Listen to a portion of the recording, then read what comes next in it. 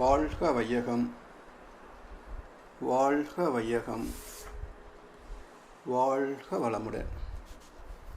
குரு வாழ்க, குருவே துணை.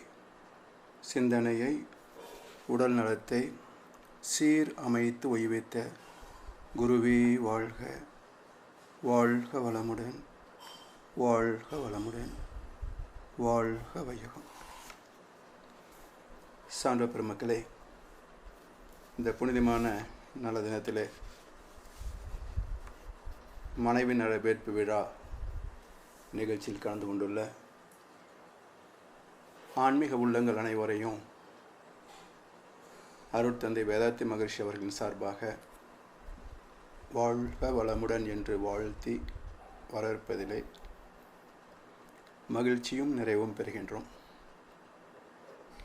இந்த நிகழ்வையொட்டி மாண்புமிக்க மனைவி என்ற சிறப்புமிக்க தலைப்பிலே சில கருத்துக்களை நாம் பகிர்ந்து கொள்ள இருக்கின்றோம். மனித வாழ்க்கையில் பெரும் பகுதி காலத்திற்கு பொறுப்பேற்றவர் வாழ்க்கை துணை என்று சொல்கின்றோம். தாய்க்கு பின் தாரம் என்று சொல்வார்கள். பொதுவான ஒரு 75 வருட ஆயுள் என்று வைத்துக் கொண்டோம் என்றால், தாயின் கடமை வளர்த்து ஆளாக்கி நல்ல முறையிலே வாழ்க்கை துணை அமைத்து கொடுக்கின்ற போது ஒரு 25 வயதில் அவனுடைய கடமை கிட்டத்தட்ட நிறைவேற்றிவிடும். அந்த பொறுப்பை சுமப்பவர்கள் வாழ்க்கை துணையாக 25 வயதிலிருந்து 75 வயது வரைக்கும் ஏறக்குறை 50 ஆண்டு காலம்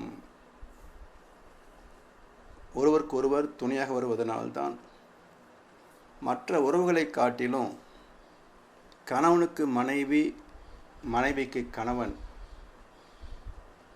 அவர்களை வாழ்க்கை துணைவர் என்ற ஒரு சிறப்பு பட்டத்தை கொடுத்திருக்கின்றார்கள். கிட்டத்தட்ட அரை நூற்றாண்டு இணைந்து வாழக்கூடிய தம்பதிகள் எப்படிப்பட்டவர்களாக இருக்கணும், எப்படி அந்த இணைப்பை தேர்ந்தெடுத்து கொள்ள வேண்டும், அமைந்த பிறகு அந்த வாழ்க்கை எப்படி நாம் இனிமையாக நடத்த வேண்டும் என்ற செய்திகள் எல்லாம் நம்முடைய பண்பாட்டில் இணைக்கப்பட்டிருந்தன. ஒரு காலகட்டத்தில் ஆங்கில அரசு இங்கே வந்த காலத்தில் நம்முடைய மாண்புகள் எல்லாம் ஒவ்வொன்றாக சிதைந்து போய் இன்றைக்கு அட்டை கல்வியில் அறிவை பெறுவதே மிக பிறந்த சாதனை என்று மாற்றம் பெற்றுவிட்டது. அதனால் வாழ்க்கையின் மாண்புகளை இழந்து வசதிகளை பெருக்கியிருக்கிறோம், அவ்வளோதான். எனவே ஒரு நிறைவான வாழ்க்கை என்பது தி வேல்யூஸ் ஆஃப் லைஃப் என்று சொல்வார்கள். வாழ்வியல் விழுமியங்கள் என்று சொன்னால் இனிமையான, நிறைவான, மகிழ்வான குடும்பம். இந்த குடும்பத்திற்கு ஆணி வேர் என்றால் கணவன் மனைவி தான். எப்படிப்பட்ட கணவன் மனைவியின் வாழ்க்கை சிறப்பாக இருக்கும் என்பதற்கு 2050 ஆண்டுகளுக்கு முன் வாழ்ந்த வள்ளுவ பெருந்தகை ஒரு அற்புதமான சாமியத்தை நமக்கு எடுத்து காட்டியிருக்கிறார். இல்வாழ்க்கை, வாழ்க்கை துணை நலம், மக்கட்பேறு என்று 3 அதிகாரங்களை கொடுத்திருந்தாலும் அந்த இல்வாழ்க்கைக்கான துணையை தேர்ந்தெடுக்கக்கூடிய வழி என்ன என்பதை வள்ளுவர் காலத்தில் நிகழ்ந்ததாக ஒரு கருத்து சொல்லுவாங்க. வள்ளுவர் எப்படி தன்னுடைய மனைவியை தேர்ந்தெடுத்தார் அப்படின்னா, ஒரு மணல் மூட்டை, ஒரு துண்டில் மணலை மூட்டையை கட்டி தோளில் போட்டுக்கிட்டார். எந்த பெண் இந்த மணல் மூட்டையை சோறாக சமைத்து தருவாளோ அந்த பெண்ணே என்னுடைய வாழ்க்கை துணை என்றார். இந்த லூஸுக்கு யாராவது வருவாங்களா என்ன? அவரும் தேடினார், எப்படி ஒரு ஆளை கண்டுபிடிச்சாகணுமேன்னு தேடினார். பல ஊர்களிலே தேடி கடைசியில் ஒரு இடத்துல வந்து சேர்ந்தார். ஓய்வுக்காக அந்த வீட்டு திண்ணையில் தங்கிய போது, அந்த காலத்துலலாம் விருந்தோம்பல் உண்டல்லவா, ஏன்னா எங்கேயோ ஒரு வீடு இருக்கும், ஆனால் யார் வந்தாலும் விருந்தோம்புதல் என்பது ஒரு பண்பாடாக இருந்த காலம் அது. அந்த பெரியவர் வள்ளுவரை வரவேற்று, எங்கேருந்து வர்றீங்க, என்னென்ன காரியமாக வந்திருக்கிறீங்க அப்படின்லாம் விசாரிக்கிற போது வள்ளுவர் சொன்னார், நான் திருமணத்திற்கு ஒரு பெண் தேடிக்கிட்டு இருக்கேங்க. அதுக்கு என்னப்பா பெண்ணுக்கா பஞ்சம்? இல்லை, நான் ஒரு நிபந்தனை வச்சிருக்கிறேன். என்ன நிபந்தனை? எந்த பெண் இந்த மணல் மூட்டை சோறாக சமைக்கிறாளோ அவளே என்னுடைய மனைவியாக ஏற்றுக்கொள்வேன். இதை உள்ளேருந்து கேட்டுட்டு இருந்தாங்க வாசுகி அம்மையார். ஒன்று அவங்க சொன்னாங்க, அப்பா அந்த மணல் மூட்டை வாங்கி கொடுங்க, நான் சோறாக சமைச்சு கொடுக்குறேன். வள்ளுவர் அந்த மூட்டை எடுத்து கொடுத்தாரு. வாசுகி அம்மா அந்த மூட்டையை வாங்கிட்டு போய் கொல்லைப்புறத்தில் போய் மூட்டையை பிரித்தாங்க, மணலை வெளியே கொட்டினாங்க, துண்டோடு தோளில் போட்டு வீட்டுக்குள்ளே வந்தாங்க. அரிசி எடுத்தாங்க, சாதம் சமைச்சாங்க, விருந்து படைச்சாங்க. வள்ளுவர் திருப்தியாக சாப்பிட்டாரு. சரி, இந்த பெண்ணை நான் வாழ்க்கை துணையாக ஏற்றுக்கொள்கிறேன் அப்படின்னாரு. பெரியவர் சந்தோஷமாக கல்யாணம் பண்ணி அனுப்பி வச்சார். கடைசி வரைக்கும் வள்ளுவர் ஏன்கண்ணு எப்படி மணலை சோற சமைச்ச அப்படின்னு கேட்கவே இல்லை. வாசுகி அம்மாவும் நீங்கள் ஒரு கண்டிஷன் சொன்னீங்களே, நான் எப்படி சமைச்சேன் தெரியுமா அப்படின்னு கடைசி வரைக்கும் பேசவே இல்லை. என்ன கருத்தை இருவரும் புரிந்து கொண்டார்கள்? அந்த சத்தியம்தான் நம் வாழ்க்கைக்கு வழிகாட்டி. இந்த நிகழ்வில் இருந்து என்ன சத்தியம் உள்ளே இருக்கிறதோ அதுதான் இன்றைக்கும் என்றைக்கும் தம்பதியருக்கு வழிகாட்டி. என்ன கருத்து என்றால், ஒன்று, மணலை சோறாக்க முடியாது. இரண்டாவது, அந்த முயற்சியில் ஈடுபடுவது காலக்கொலை. அதில் ஏமாற்றம் தான் வரும். அப்போ வாழ்க்கை என்பது என்ன என்றால், எதை எப்படி பயன் கொள்ள முடியுமோ அப்படி பயன் கொள்வது. என் மனதுக்கு இப்படித்தான் வேணும் என்று எதிர்பார்த்து அதற்காக அதை மாற்ற முடியுமென்றால் சரி, மாற்ற முடியாததை நாயால் நிமித்த முடியாது, நிமித்தியதை தீர்வேன்னா கடைசி வரைக்கும் போராட்டம் தான். எனவே என்ன சத்தியம் என்றால், ஒன்று யதார்த்தத்தை ஏற்றுக்கொள்வது. நமக்கு முரண்பட்டதை மாற்ற முடியுமானால் மாற்றிக்கொள்ளலாம், இல்லை என்றால் ஏற்றுக்கொள்வதை தவிர வேறு வழி இல்லை. இந்த இரண்டு கோட்பாடுகள் குடும்பத்திற்கு அத்தியாவசியம்.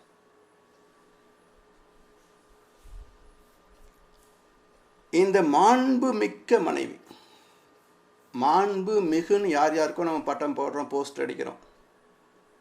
அந்த வார்த்தைக்கு பொருள் என்ன? மா பண்பு மாண்பு. பண்பு என்பது பக்குவப்பட்டால் வந்து சேரும் அன்பு. உண்மையிலேயே அன்புதான் அடிப்படை. வாழ்க்கைக்கு மட்டுமல்ல, இறை ஞானத்திற்கும் அன்புதான் அடிப்படை. ஆனால் இதுதான் அன்பு என்பதை தெரிந்து கொண்டவர்கள் எத்தனை பேர்? எல்லாரும் சொல்கிறோம், அதுக்கு தனியாக ஒரு நாள் வச்சுருக்கிறோம், லவர்ஸ் டேன்னு. நல்ல வார்த்தை அது. வேலண்டைன் டே அப்படின்னா அன்பின் திருநாள். எவ்வளோ மதிப்புமிக்க வார்த்தை பாருங்கள், அன்பின் திருநாள். அதை நம்மால் எப்படி கொச்சைப்படுத்தினா லவர்ஸ் டே,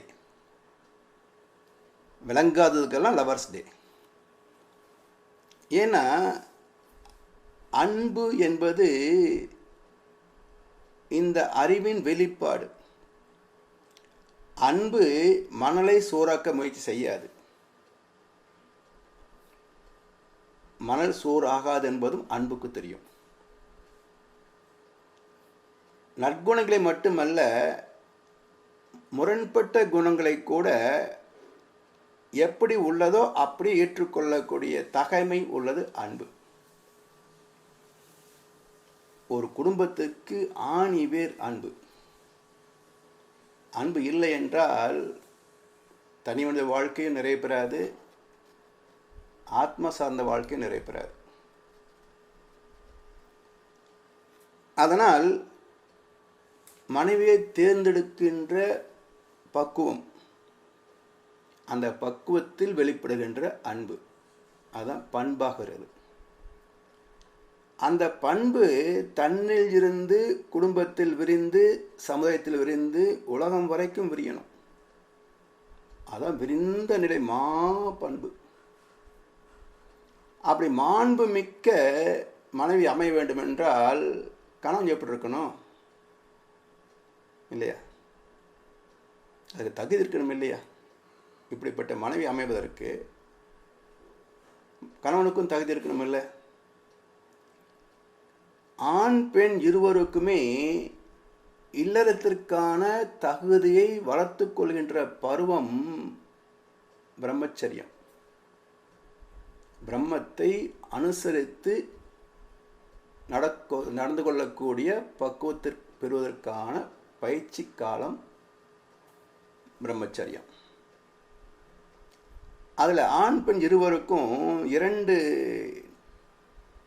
நீதிகளை நம்முடைய முன்னோர்கள் வகுத்தார்கள். பெண்ணுக்கு பாவை நோன்பு, ஆணுக்கு காயத்ரி மந்திரம். பாவை நோன்பு என்ன சொல்லுது? பாலுண்ணோம் நெய்யுண்ணோம், நாட்காலை நீராடி, மையிட்டு நாம் எழுதோம், மலரிட்டு நாம் முடியோம், அல்லாதன செய்யோம், தீக்கொலை சென்றோதோம். இதெல்லாம் பிறந்த வீட்டில் இருக்கின்ற போது ஒரு பெண் தன்னை பக்குவப்படுத்திக் கொள்ளக்கூடிய வழிவகை. அதே மாதிரி ஆணுக்கு என்ன கடமை என்றால், வள்ளுவப்பெருந்தகை அதுக்கு அழகாக ஒரு குறள் சொன்னார். உரன் என்னும் தோட்டியான் ஓரைந்தும் காப்பான், வரன் என்னும் வைப்பிற்கு ஒரு வித்து. வரன் நமக்கு தெரிஞ்ச வார்த்தை. பொண்ணு கல்யாணத்துக்கு வந்துருச்சுன்னா வரன் பார்க்குறோம் தெரியுது. வரன்னா என்ன அர்த்தம்? ஆம்பளையா? அப்படி தான் நாம் வச்சு புரிஞ்சிருக்கிறோம். ஆனால் வள்ளுவர் சொல்கிற பொருள் அர்த்தம் வேற. உரன் வரன் 2 வார்த்தை பயன்படுத்தார். என்ன பேதம் என்றால், நெல்லுக்கும் விதை நெல்லுக்கும் உள்ள பேதம். நெல் என்னாகும்?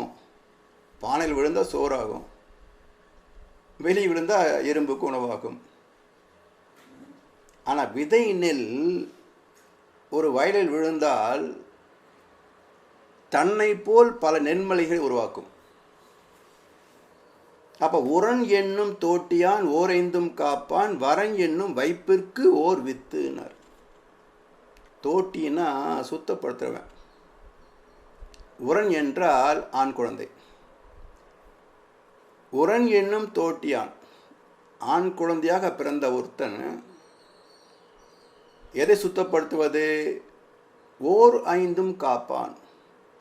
மெய் வாய் கண் மூக்கு செவி என்ற 5 புலன்களை மனம் போன போக்கில் பயன்படுத்தாமல் அறிவு சார்ந்த வகையில் அளவோடு முறையோடு பயன் கொள்ளக்கூடிய திறம் வாய்ந்தவன். அந்த திறத்தை வளர்த்து கொள்கின்ற பருவம் பிரம்மச்சரியம். உரன் என்னும் தோட்டியான் ஓரைந்தும் காப்பான். அந்த பக்குவத்தை பெற்றுவிட்டால் அவன் வரன் என்ற சிறப்புக்கு அருகதை உள்ளவன் ஆகின்றான். அந்த வரன் வைப்பிற்கு ஓர் வித்து.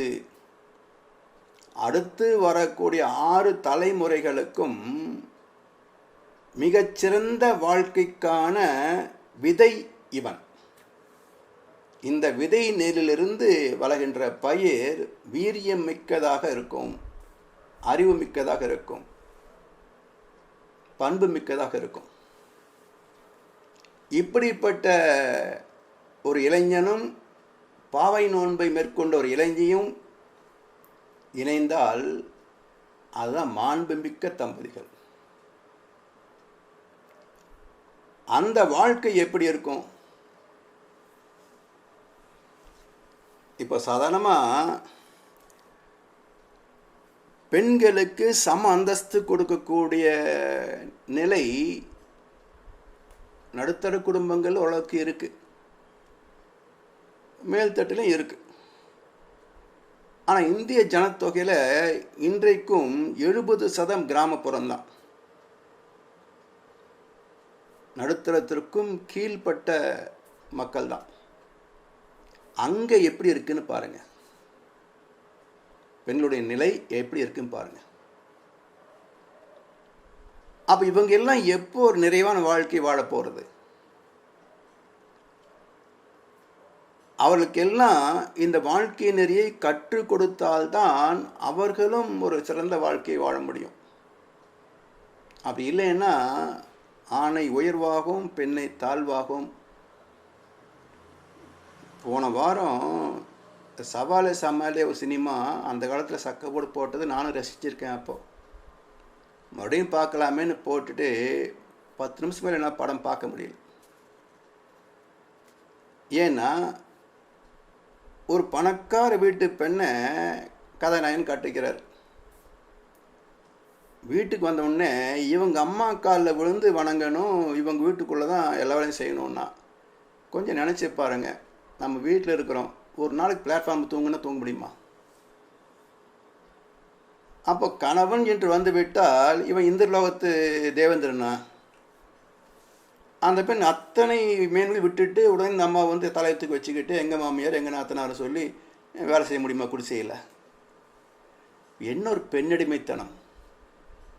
இப்படித்தான் பல திரைப்படங்கள் சமீப காலம் வரைக்கும் இப்படி தான் வந்திருக்குது, பழைய படங்கள் எல்லாம். எனவே குடும்பம் என்பது ஒரு வாழ்க்கை பயணத்திற்கான ஒரு வாகனம். அதை கண்ணதாசன் அழகா சொன்னார், வண்டி ஓட சக்கரங்கள் 2 மட்டும் வேண்டும். அந்த 2இல் ஒன்று சிறியது என்றால் எந்த வண்டி ஓடும்? வாழ்க்கை பயணத்தின் வாகனம் கணவன் மனைவி. இல்லை மனைவி சின்ன சக்கரம், புருஷன் பெரிய சக்கரம்னா இது குண்டு சட்டிக்குள்ளே தான் குழந்தை ஓட்ட முடியும். இது எங்கே நேராக போக முடியும்? எனவே அவரவர்கள் அவரவர் நிலைமையில் சிறப்பு மிக்கவர்கள். ஆணையும் பெண்ணையும் ஒப்பிட்டு பார்க்கவே கூடாதுங்க. அவரவர் நிலையில் அவரவர் சிறப்பு மிக்கவர்கள். அது பெண் இனம் ஒன்று, ஆண் இனம் ஒன்று. இப்படி நல்ல குடும்பத்தில் தேர்ந்தெடுத்து வரணும். அதுக்கு நம்முடைய முன்னோர்கள் ஒரு நல்ல சம்பிரதாயம் வச்சுருந்தாங்க. பெண் பார்க்க போகும்போது பழைய காலத்துலலாம் இந்த சீனியர் சிட்டிசன் இருக்காங்க பாருங்க, பெரியவங்க, பொண்ணு அலங்காரம் பண்ணுறது, கூட்டிகிட்டு வர்றது, பார்க்குறது, இதெல்லாம் நடுத்தர வயசு வரைக்கும் உள்ளவங்க கவனிச்சுப்பாங்க. இந்த சீனியர் மோஸ்ட் இருக்காங்களே, இவங்கள பின்னாடி உட்காந்துக்கிட்டு ஊர் கதை பேசுவாங்க. ஊர் கதை இல்லை, அவங்க வீட்டு கதை பேசுவாங்க. என்ன நடந்தது, என்னென்ன நன்மைகள், என்னென்ன கெட்ட கதைகள் நடந்தது, இதெல்லாம் பேசுவாங்க. அதை ஒருத்தருக்கு பரிமாறிக்கொண்டே வந்து கடைசியில் வீட்டுக்கு வந்து சொல்லுவாங்க, அது ரொம்ப நல்ல குடும்பம், நிறைய நல்ல நல்ல விஷயங்களெல்லாம் நடந்திருக்குது அந்த வீட்டில், நிறைய சுபகாரியங்கள் நிறைய நடந்திருக்குது, அது நல்ல குடும்பம். இல்லை நிறைய புலம்பலாக இருந்து வச்சிங்களேன், அது சரியில்லை, அந்த சந்ததி ரொம்ப கஷ்டப்பட்டுருக்குறாங்க, கர்மா சரியில்லை, அது வேண்டாம். இப்படி ஒரு வீட்டு இன்னொரு வீட்டு செய்திகளை பரிமாறிக்கொள்வதனால் அவருடைய மாண்பு என்ன என்பதை தேர்ந்தெடுப்பதற்கு நல் வாய்ப்பாக இருந்தது. இன்றைக்கு பெண் பார்க்க போனால் பாலிடிக்ஸ் பேசுகிறான், சினிமா பேசுகிறான், தன்னை பற்றி பேச மாட்டேன்றான். அப்படியே பேசினா எவ்வளோ பவுன் போடுவீங்க, எங்கே கல்யாணம் வச்சுக்கலாம், எந்த மண்டபம், எவ்வளோ செலவு பண்ணுறீங்க, இந்த பொருளாதார கணக்கு தான் இருக்கே தவிர வாழ்க்கை கணக்கு எங்கே? அதாவது தாழையாம் பூ முடித்து தடம் பார்த்து நடந்து வாழையில போல வந்த சின்னம்மா என் வாசலுக்கு கொண்டு வந்தது என்னம்மான்னு கேட்குறா. யார்? கணவன். அந்த மனைவி சொல்கிறா, பாலை போல் சிரிப்பு இருக்கு, பக்குவமாய் குணம் இருக்கு, ஆள் அழகும் சேர்ந்திருக்கு கண்ணையா, இந்த ஏழைகளுக்கு என்ன வேணும் சொல்லையான்னா. உனக்கு என்ன வேணும்? கபடமில்லாத வெள்ளந்தியான சிரிப்பு இருக்குது என்கிட்ட, பாலை போல் சிரிப்பு இருக்குது. ஒரு குடும்பத்தை எப்படி நடத்தணுமோ அந்த பக்குவமாய் குணம் இருக்குது. இந்த ரெண்டோட அழகாக இருக்கிற. இதுக்கு மேலே நீ என்ன அனுபவிக்க போகிற? அவனை ஏற்றுக்கிறான். ஆமாம், ரொம்ப கரெக்டின்னு சொல்கிறது. தாயாரின் சீதனமும் தம்பிமார் பெரும் பொருளும் மாமியார் வீடு வந்தால் போதுமா, அது மானாபிமானங்களை காக்குமான்னா.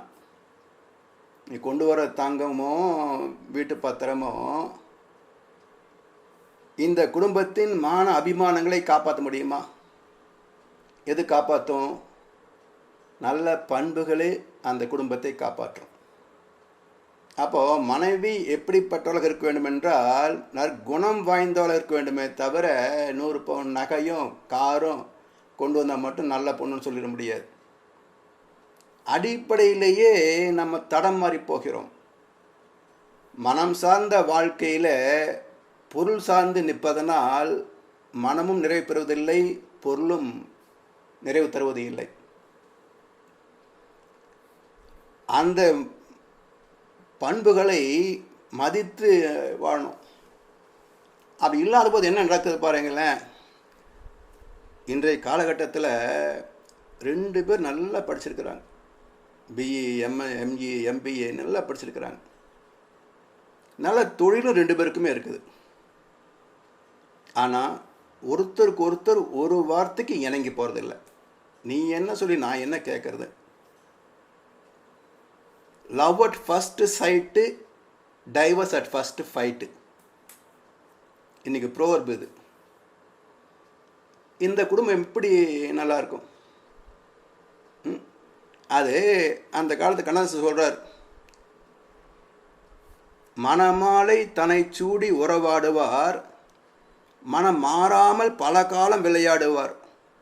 ஒரு கால தமிழ்நாடு இதுதானடா, இதை உன் கால தமிழ்நாடு அறியாதடான்னு ஒரு குழந்தைக்கு தாலாட்டு பாடுறாங்க அந்த அம்மா. அப்போ மணமாலை தன்னை சூடி உறவாடுவார், மனம் மாறாமல் பல காலம் விளையாடுவார். கணவன் மனைவிக்குள்ள கருத்து வேறுபாடு வருவது இல்லை. அப்படி பல காலம் வாழ்ந்தவங்க நாங்கள்லாம். இப்படி தான் இருந்தது இந்த நாடு ஒரு காலத்தில். இப்படி இருந்தோம் என்பது கூட இன்றைய சமூகத்துக்கு தெரியாதப்பா அப்படின்னு 52 பாடினார். 2020 என்ன போய் சொல்கிறது? எனவே மனைவியின் சிறப்பு மட்டுமல்ல, அந்த சிறப்புக்கு தகுந்தாற்போல் கணவனும் இருக்க வேண்டும். அப்போ இந்த தகுதியை கொண்டு நல்ல இணைப்புக்கு வருகின்றோம். அது மட்டுமல்ல, இந்த தகுதி அடிப்படையில் எது இணைக்கிறது? ஒரு வேடிக்கையான கேள்வி தான் பாருங்களேன். பொண்ணு பார்க்க போனாங்க. அப்பா பொண்ணு பிடிச்சிருக்குதா? ஏம்மா பையன் பிடிச்சிருக்கானா?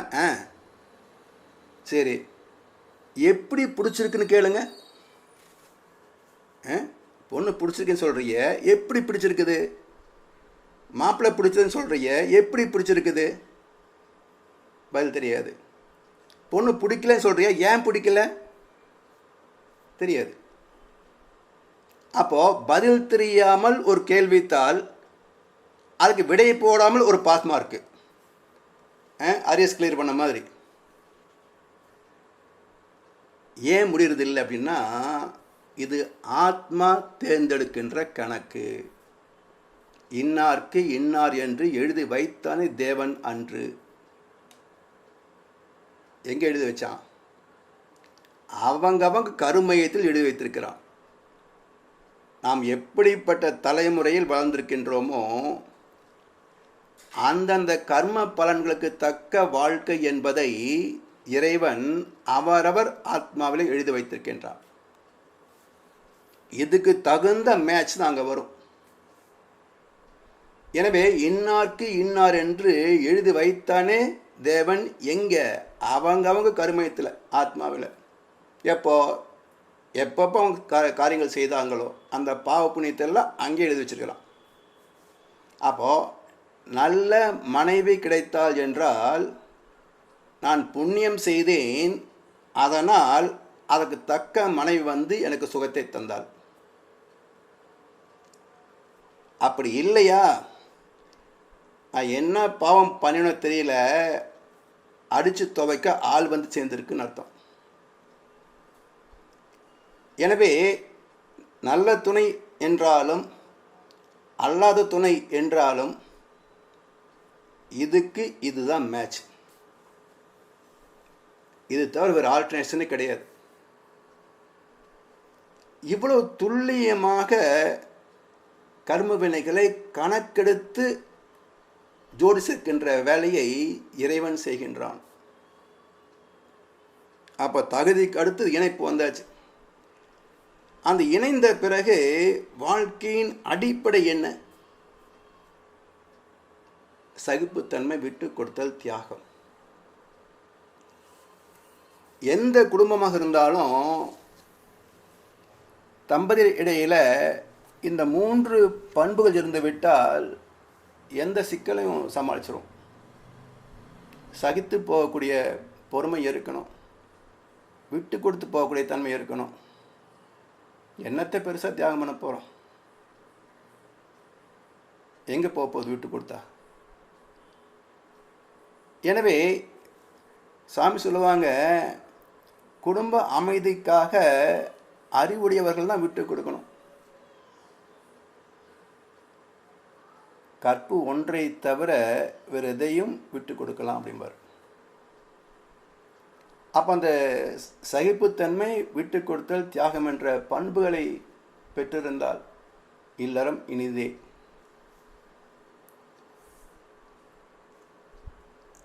இதில்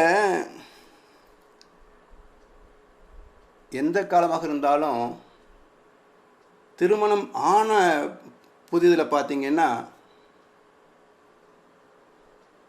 அவ்வளோ அந்யோன்யம். அது இன்றைக்கெல்லாம் சொல்லவே முடியாது. இந்த விவஸ்தைன்றது கூட சொல்ல முடியாது இல்லைங்களா? அந்தளவுக்கு அந்யோன்யம் காட்டுவாங்க. ஆனால் ஒரு 10 வருஷம் போகிறதுக்குள்ளேயே அது எந்த அளவுக்கு போகுது பாருங்களேன். இன்னும் எல்லாருக்குமே மறந்து போன ஒன்று. ஆக்சுவலாக அந்த வேலண்டைன் டே சொன்ன பாருங்கள், அது இளைஞர்களுக்கு மட்டும் அல்ல, சாகிற வரைக்கும். அதனால தான் அதனுடைய புனிதமான வார்த்தை அன்பின் திருநாள். இப்போ கொஞ்சம் பாருங்கள், திருமணம் ஆன போது இந்த கணவனுக்கும் மனைவிக்கும் இடையில் எப்படி இருந்தது அன்பு? என்ன அதெல்லாம் சொல்ல முடியுமா? சிரிப்புறது இல்லைங்க. இந்த அன்பு பிறகு சாகிற வரைக்கும் எங்கேயாவது அதே போன்ற அன்பை நாம் சந்தித்திருக்கிறோமா? கல்யாணம் பண்ணிக்கிட்டப்போ இருந்த அன்பு அதுக்கு பிறகு சாகிற வரைக்கும் எந்த கட்டத்திலாவது அதே மாதிரி இருந்ததா? ஏன்? அது எப்படிங்க? ஆஃபீஸ் போக, வேலை பார்க்க, சம்பாதிக்க, வீட்டை பார்த்துக்க, குழந்தைய வளர்க்க, கல்யாணம் போக, காட்சிக்கு போக, மற்ற வேலைகள் பார்க்க, வீடு கட்ட, தொழில் பார்க்க, சொத்து சேர்க்க, வக்கீல் பார்க்க, 1008 வேலை இருக்குதே. அப்போது திருமணம் ஆன புதிதில் இருந்த அன்பு 1008 வேலைகளால் அது மறந்தே போனது, மறைந்தே போனது. அன்பை மறந்த வாழ்க்கை எப்படி இருக்கும்? அதாவது ஆண்டவன் ஒரு நாள் சந்தையை போட்டான், பெரிய டிபார்ட்மெண்ட் ஸ்டோர். அதில் எல்லா பொருளும் இருக்கும் இல்லையா? மக்கள் எல்லாம் பொருள் வாங்குவதற்காக ஒரே கூட்டம், எல்லா பொருளும் வாங்கி போயிட்டுருக்குறாங்க. பிறகு ஆண்டவன் ஒரு நாள் ஸ்டாக் டேக்கிங் எடுக்கிறான். என்னென்ன பொருளெல்லாம் கொண்டு வந்தோம், எவ்வளோ விற்று இருக்குது, எவ்வளோ மிச்சம் இருக்குது, இதெல்லாம் பத்தால, இது எப்படி இருக்குன்றதுக்காக ஒரு ஸ்டாக் டேக்கிங் எடுத்தான். பல பொருள் தீந்தே போச்சு. அங்கே இருந்த எல்லாம் இடமே சுத்தமாக காலி ஆயிடுச்சு. சில பொருட்கள் கொஞ்சம் கொஞ்சம் மிச்சம் இருந்தது. அப்படியே பார்த்தா ஒரே ஒரு பொருள் மட்டும் யாருமே அந்த பக்கம் போகவே இல்லை. அது வச்ச மாதிரி அப்படியே இருந்ததாமா. அது என்ன பொருள் அப்படின்னா, கண்ணதாசன் சொல்கிறாரு பாருங்க, ஆண்டவன் ஒரு நாள் கடை விரித்தான், அதில் 1000 பொருள் குவித்தான், அவரவர் நிலைமைக்கு விலையை சொன்னான், அவரவர் தேவைக்கு வாங்க சொன்னான். ஆச்சா, எதையும் வாங்கிட மனிதர் வந்தார், விலை என்னவென்றாலும் அவர் தந்தார்.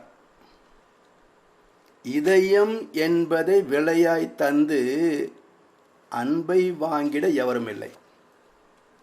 என்னங்க, இதயம் என்பதை விலையாய் தந்து அன்பை வாங்கிட எவரும் இல்லை. அதனால்தான் செயின்ட் வேலண்டைன் என்ற ஒரு பாதிரியார் அன்பை நினைவுபடுத்துவதற்காகத்தான் வருஷத்தில் ஒரு நாளாவது இந்த அன்பின் திருநாள் கொண்டாடுங்க. ஞாபகப்படுத்திக்கங்க, லவ் பண்ணும்போது எப்படி இருந்தோம் க்ளோஸாக, புது மாப்பிள்ளை இருந்தபோது எப்படி க்ளோஸாக இருந்தோம், இப்போ எப்படி இருக்கிறோம், ஏன் இல்லை, கொஞ்சம் அனலைஸ் பண்ணி பாருங்களேன், காரணத்தை தேடுங்களேன், சரி பண்ண முடிஞ்சால் சரி பண்ணிக்கோங்க, நல்லா இருங்க. அப்போது அன்பை ரெனியூ பண்ணுறதுக்கே ஒரு நாள் தேவையாக இருக்குது அப்படின்னா, அதை கொச்சைப்படுத்தி காதல தினமாக மாற்றினவனை என்ன சொல்கிறது? அது எவ்வளோ புனிதமான வார்த்தை, அன்பின் திருநாள். அதை கொச்சைப்படுத்தி காதல தினமாமா. அதுக்கப்புறம் அது வேண்டாமா, அன்பு வேண்டாமா? அதனால் வாழ்க்கை புரிந்து கொள்ள வேண்டிய அடிப்படை பண்புகள் இழந்த ஒரு நிலை சமுதாயத்தில். அப்போது ஏன் இதெல்லாம் நம்ம நினைவு கொள்ள வேண்டிய தேவை இருக்கிறது, யோசிக்க வேண்டிய தேவை இருக்குது அப்படின்னா, மனித வாழ்க்கை என்பதே இன்பத்தை தூய்க்க வேண்டிய ஒரு பயணம்தான். இன்பம் எங்கே, இன்பம் எங்கே என்று தேடு, அது எங்கிருந்த போதும் அதை நாடி ஓடு. ஓடுறான். அவர் சொன்னார், இரு இரு இரு நான் உனக்கு சொல்கிறேன்னா நானும் தேடி பார்த்துருப்பேன்ல, நான் எங்கெங்கே தேடி பார்த்தனோ, எங்கெல்லாம் கிடைக்கலையோ அதையெல்லாம் சொல்லிடுறேன், மிச்ச இடத்த நீ போய் தேடு. சரி சொல்லு. இன்பம் எங்கே, இன்பம் எங்கே என்று தேடு, அது எங்கிருந்த போதும் அது அதை நாடி ஓடு. சரி, எங்கெல்லாம் இல்லை, கனிரசமாய் மதுவருந்தி கழிப்பதல்ல இன்பம், கணிகையரின் துணையிலே கிடைப்பதல்ல இன்பம், மாடி மனை கோடி பணம் வாகனம் வீண் ஜம்பம், வாழ்வினிலே ஒருவனுக்கு தருவதல்ல இன்பம். மிச்சத்தை போய் தேடுனா, மிச்சம் என்னதுக்கு தேடுறதுக்கு? அப்போ இன்பத்தை துய்ப்பதற்கான இடமே குடும்பம்தான். அந்த குடும்பமே மனித உயிர்கள் தான். அப்போ மனித உயிர்களை நேசிக்க தெரியாமல் வெறும் தங்கத்தையும் செங்கல்லையும் நேசிக்க தெரிஞ்சா இந்த மனுஷனை ஜடம்னு சொல்கிறதா, மனுஷன்னு சொல்கிறதா? அதனால் இல்லறம் சிதைந்ததற்கு காரணம் என்ன என்றால், பொருள் சார்ந்த வாழ்க்கைக்கு நமக்கு நேரம் பத்தலை. சாப்பிட நேரம் இல்லை, தூங்க நேரம் இல்லை, மனைவியோட பேச நேரம் இல்லை, குழந்தைகளை கொஞ்சம் நேரம் இல்லை. ஏண்டா இப்படி ஓடுறேன்னா? அப்போ தானே நாளைக்கு நல்லா இருக்க முடியும். நாளைக்கு நல்லா இருக்கிறது ஒரு பக்கம் இருக்கட்டும், இன்றைக்கி எப்படி இருக்கிற? இப்படி நாளைக்கு நல்லா இருக்கணும், நாளைக்கு நல்லா இருக்கணும் சொல்லி நிகழ்காலத்தை தவற விட்டு விடுகிறான். அப்போ சந்தோஷம் என்பது நிகழ்காலம், எதிர்காலம் அல்ல. இன்றைக்கு சந்தோஷம் இருக்க முடியலன்னா நாளைக்கு எவ்வளவு சேர்த்து வச்சிருந்தாலும் சந்தோஷம் இருக்க முடியாது தான். எனவே life is to enjoy, not to accumulate wealth. எனவே இதை புரிந்து கொண்டு மனித வாழ்க்கையை செம்மைப்படுத்தி கொள்ள வேண்டும். ஒருவருக்கொரு ஒத்து போகக்கூடிய தன்மை. அதை மகிழ்ச்சி அவர்கள் அழகாக ஒரு கவியை சொல்கிறாங்க பாருங்கள். சாமிகிட்ட அவர் நண்பர் கேட்டார், சாமிஜி, ஞானம் பெறுவது தானே வாழ்க்கை, வாழ்வின் நோக்கம் என்ன என்றால் ஆத்ம தரிசனம் பெறணும். அந்த நோக்கத்திற்கு ஏற்ப ஆன்மீக வாழ்க்கையில் வந்தவர்கள் பெரும்பாலும் ஆண்கள் தான். ஒரு காரைக்கால் அம்மையார், ஒரு ஔவையார், இப்படி 1-2 பேர் தான் பெண்கள் வந்திருக்கிறாங்க. அதனால் ஆண்களுக்கு தான் ஆன்மீகத்தில் நாட்டம் அதிகம் அப்படின்னார். சாமி சிரிச்சுக்கிட்டே கேட்டாங்க, ஆமாம், துறவுன்னா என்ன அப்படின்னு கேட்டார். துறவுன்னா எல்லாத்தையும் விட்டுடுதா சாமிஜி? சொத்து பத்து கணக்கு சொந்த பந்தம் எல்லாம் விட்டுட்டுல ஆன்மீகத்துக்கு வர்றாங்க. சரி, கல்யாணம் பண்ணியிருக்கீங்களா? ஆமாம் சாமி, ஆயிருக்கு. நீங்கள் மாமனார் வீட்டில் இருக்கீங்களா, இல்லை உங்கள் வீட்டுக்கார அம்மா உங்கள் கூட எங்கள் வீட்டில் இருக்காங்களா? அது எப்படி சாமிஜி, நான் வீட்டு மாப்பிள்ளை இல்லை, அவங்க தான் என் வீட்டில் இருக்கிறாங்க. சாமி சிரிச்சுட்டே கேட்டாங்க, நீங்கள் யாரையும் விட்டுட்டு போகலை, ஆனால் அந்த அம்மா எல்லாத்தையும் விட்டுட்டு உங்கள் வீட்டு வந்திருக்கிறாங்க. பெற்றோரை, பிறந்தகத்தை, பிறந்த ஊரை விட்டு பிரிந்து வந்து பெரும் நோக்கில் கடமையற மாற்ற அவங்க எல்லாத்தையும் விட்டுட்டு வந்திருக்கிறாங்க. இப்போ திறந்தவங்க யார், நீங்களா அவங்களா? நம்ம ஐயா சைலண்ட் ஆகிட்டார். என்ன சொல்கிறது பதில்? அப்புறம் சாமி சிரிச்சுட்டே சொன்னாங்க, ஆண்களில் ஒரு சிலர் தான் துறவிகள், பெண்கள் அத்தனை பேருமே துறவிகள்னார். ஏன்னா எல்லாவற்றையும் துறந்து தானே ஒரு புகுந்த இடத்துக்கு வர்றாங்க. அதாவது ஒரு பெண்ணின் வாழ்க்கையை பார்த்தீங்கன்னா ஒரு பயிர் மாதிரி தான். அதனால் வாழ்க்கை பயிர்னு சொல்கிறாங்க.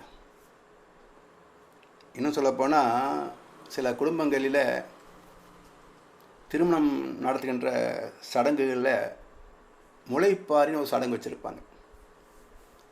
அது என்ன முளைப்பாரின்னா, நவதானியங்களை ஒரு கூடத்தட்டில் போட்டு ஒரு வாரம் 10 நாள் வளர வச்சு அந்த தட்டுகளை மணவரையில் முன்னாடி வைப்பாங்க.